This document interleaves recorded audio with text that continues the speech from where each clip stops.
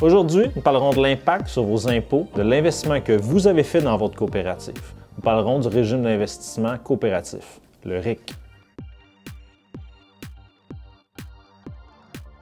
Le RIC, c'est une réduction d'impôt à la hauteur de 125 % de l'argent que vous avez investi sous forme de parts dans votre coopérative. L'achat de parts peut se faire de trois façons. La première, en faisant une ponction obligatoire selon la loi du 2/3 du montant qui vous est versé en ristourne à la fin de l'année. Deuxièmement, le membre peut faire un versement volontaire à la coopérative sous forme de parts.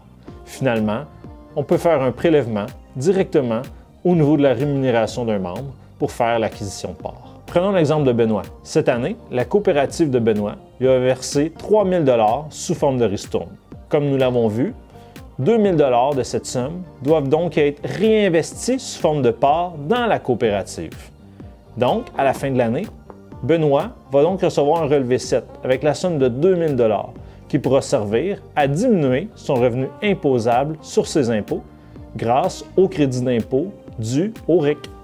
Imaginons donc que Benoît, cette année, a fait un salaire total de 50 000 $. Il va donc recevoir son relevé 7 avec la somme de 2 000 $.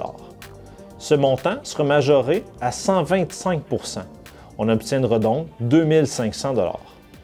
Donc, du salaire de Benoît de 50 000 $, la tranche la plus élevée de son niveau d'imposition sera retranchée 2 500 $. Ainsi, on fera 2 500 $ fois le taux d'imposition payé par Benoît de 20 %. Benoît aura donc le droit à un retour d'impôt équivalent à 500 $ dû à son investissement dans la coopérative sous forme de parts grâce au RIC.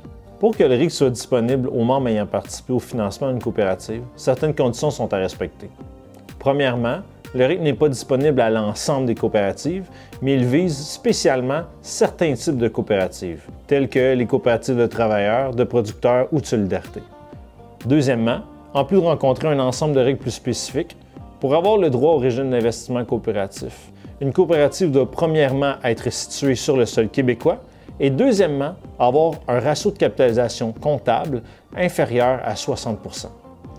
En d'autres mots, si une coopérative est endettée à moins de 40 %, elle n'est plus éligible au RIC. En ce qui vous concerne, lorsque vous investissez dans votre coopérative sous forme de parts, celle-ci vous fait parvenir un relevé 7.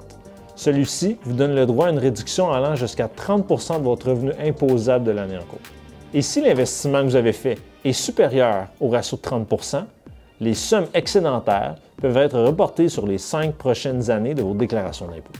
Il est important de mentionner que pour qu'un investissement fait par un membre à l'intérieur de la coopérative soit éligible au RIC, les sommes qui sont investies doivent être maintenues pour un minimum de 5 ans à l'intérieur de la coopérative avant d'être éligibles au remboursement des parts.